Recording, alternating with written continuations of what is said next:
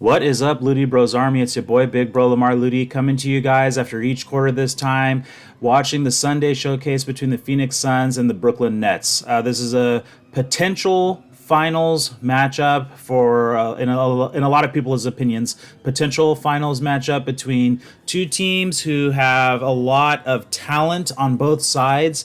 Let's go ahead and check out the box scores for this game. Devin Booker, he's come out aggressive. He's got 10 points to start things off. But the big piece that I want to take a look at is Deandre Ayton. The reason why I want to focus in on him a little bit in this first quarter is because this is where the Nets are the weakest, is that big man spot, that center position. And he's got 8 points and 6 rebounds in 9 minutes to start things off for the Phoenix Suns. That's really strong, really what you want to look for when you're matching up against the Brooklyn Nets. Chris Paul's got 2 points and one rebound to start things off. Checking out the Nets, of course, Kyrie Irving's leading the way. I think Kyrie's really trying to prove something matched up against CP3 in this game. There's so much talk about Chris Paul as a possible MVP candidate. I think that he's playing very well, but I don't have him that high on my MVP list. I think that the MVP is probably going to go to Jokic or to Joel Embiid, but that's for a different video talking about the MVPs. But here we see Kyrie Irving. He's going at it. Jeff Green, he's only got 2 points here, but it's off of a monster dunk, and he had a huge block in this first quarter. So he's showing a little bit of athleticism here. The Nets are having a lot of bench production, and this is the big story for the Nets, is having guys step up coming off their bench. Another thing that I haven't had a chance to talk about is LaMarcus Aldridge and his retirement, the sudden retirement. I think that's going to hurt Brooklyn coming in the playoffs. I think that's really going to hurt them, and it's something that I'm going to keep my eyes open looking at once we get into those playoffs and deeper into the playoffs. I think that's really going to hurt them, but we have Blake Griffin. He came off the bench. He hit a 3, and DeAndre Jordan started for here he is. DeAndre Jordan started here for the Nets tonight, and I think that was something that they were going to have to revisit. I mentioned that in the previous video where the Nets matched up with the Lakers. They were going to have to revisit DeAndre Jordan getting time because they need that big body there to go ahead and tighten things up. But let's go ahead. We're going to jump right back into the second quarter. I'll see you guys at the half. All right, guys, so we're back at the half with Phoenix Suns clinging to a 1-point lead. We got to see Kevin Durant come in, which was one of the big reasons why I wanted to sit down and check out this game today. He's back from the injury to the thigh contusion. He had 9 points in 8 minutes with 2 rebounds and 1 assist. So he's coming in. He's not missing a beat. Blake Griffin off the bench, he had 7 points and 2 rebounds in that first half with a lot of good, nice passes, moving the ball around. But the big story for the Brooklyn Nets is Kyrie Irving carrying the workload. He's got 24 points with 3 boards and 4 assists. So he's coming out and he's doing his thing, going into his bag, putting up some nice numbers in the first half. Devin Booker's got 13 points with Torrey Craig contributing 12 and 8. So this is what I talked about in the previous Phoenix Suns video, was the balanced attack for the Phoenix Suns. Cameron Johnson, he started today with 9 points. So, and they were talking during the broadcast, they were talking about how the importance of Cameron Johnson is to Monty Williams and what this squad wants to do. But we're seeing here the Nets chipping away and getting back into the game. They were down at one point by about 13 points, and they were able to put together a little run to get back into this game and keep things close going into the second half. So let's go ahead and check this out. The rebounding battle, you would think that it would be much more in favor of Phoenix Suns. The overall rebounds are 24-22, but look at these offensive rebounds right here. The Suns have 9 on the offensive glass, which is an issue for the Nets with their defensive rebounding. So we're seeing 9 offensive rebounds for the Phoenix Suns. A couple of blocks here for the Nets. That's good to see on their end. 14 assists for the Suns to 12 assists for the Nets.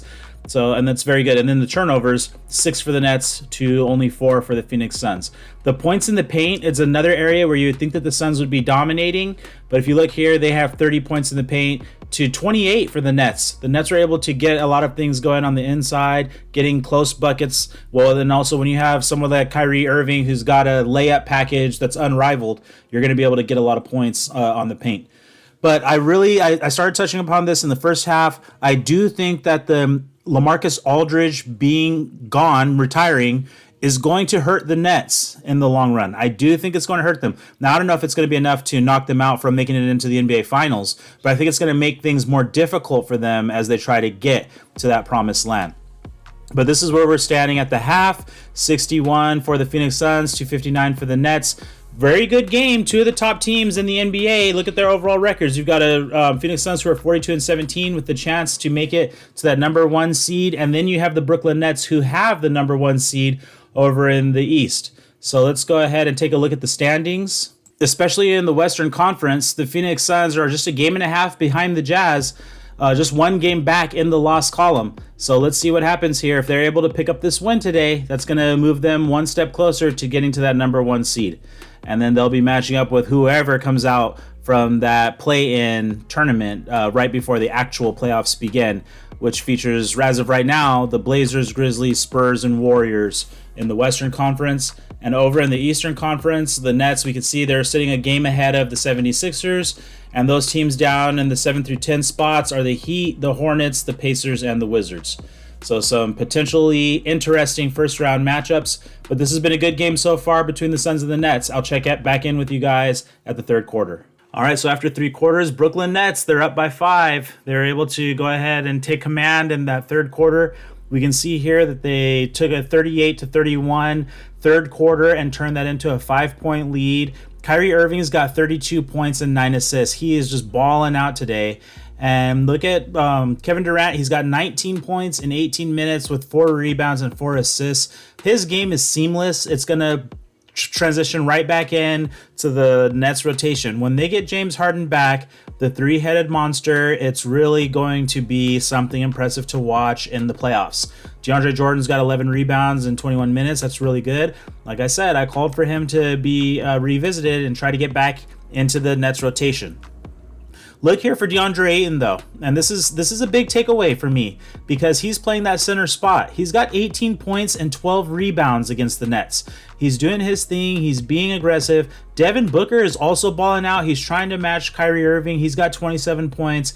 Chris Paul took an extended rest, it felt like, in the third quarter. He's only got 7 and 6 for MVP candidate / caliber player. You got to step that up. So he's going to need to step up because he's getting thoroughly outclassed in his matchup with Kyrie Irving.